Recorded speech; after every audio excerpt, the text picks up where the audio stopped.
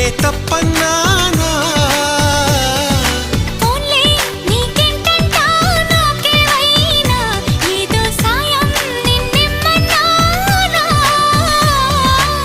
వలపంటే నిప్పు లాంటిది కలకాలం దాచలేనిది సలహా విని ఒప్పుకోవే ఇక